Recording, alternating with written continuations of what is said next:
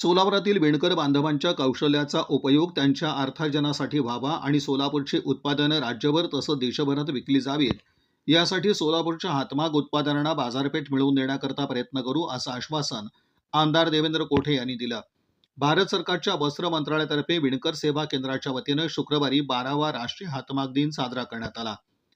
रामचंद्रपूरला मंगल कार्यालयात झालेल्या कार्यक्रमाप्रसंगी व्यासपीठावर आमदार देवेंद्र कोठे, महापौर विनायक कोंड्याल, वस्त्र विभागाचे क्षेत्रीय उपायुक्त गजानन वाडेकर, विनय धोटे, यंत्रमागधारक संघाचे अध्यक्ष पेंटप्पा गड्डम, रोहिन शेट्टी न्याती संस्थेचे उपाध्यक्ष ॲडव्होकेट सिद्धेश्वर बुगडे उपस्थित होते.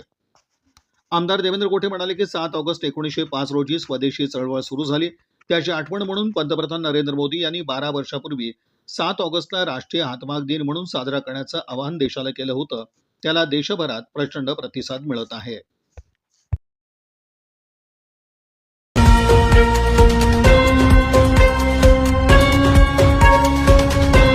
मला अतिशय आनंद आहे की आपण पुण्यश्लोक अहिल्यादेवी होळकर शेतकरी कर्जमाफी योजना जी घोषित केली होती, त्या योजनेच्या अंतर्गत आषाढीला आपण पहिली यादी घोषित केली होती. घोषित केलेली यादी ही आपण सर्व ग्रामपंचायतींना पाठवली आणि अगदी सिंपल अशा पद्धतीनं जे काही शेतकरी आहेत त्यांनी केवळ जाऊन आधार ऑथेंटिकेशन करायचं, कुठलाही अर्ज नाही किंवा कुठल्याही प्रकारचे इतर गोष्टींची आवश्यकता नाही. अशा पद्धतीनं ॲग्रीस्टॅक नंबर आणि आधार ऑथेंटिकेशन करून त्यांची खाती नील करायची, अशा प्रकारचं आपण काम हातामध्ये घेतलं होतं.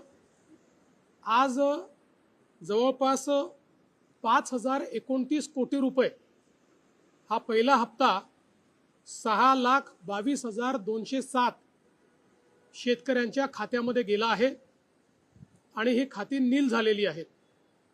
मध्यंतरी काही गैरसमज असे झाले होते की आमच्यावरचं कर्ज जास्ती दिसतंय आणि आमच्या नावावर अप्रूव्ड पैसे कमी आहेत.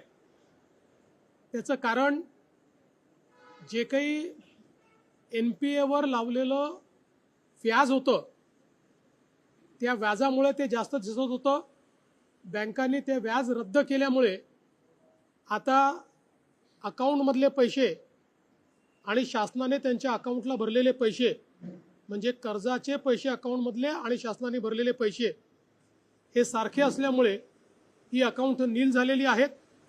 आता रोज मोठ्या प्रमाणात ही अकाउंट्स येत आहेत.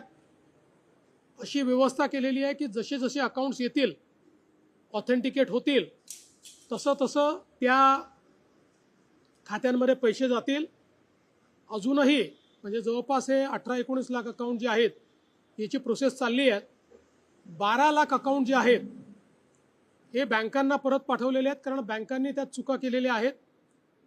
बँकांनी हे सांगितलं आहे की साधारणपणे आठवड्याभरामध्ये तेही अकाउंट सुधारून आम्ही परत करू.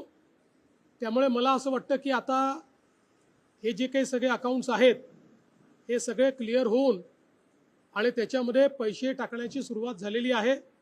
पुढच्या काळामध्ये सगळे जेवढे अकाउंट्स ऑथेंटिकेट होतील त्या सगळ्या अकाउंट्समध्ये पैसे टाकून आपल्या शेतकऱ्यांना कर्जमाफीचा पूर्ण जो काही बेनिफिट आहे हे आपण त्या ठिकाणी देणार आहोत.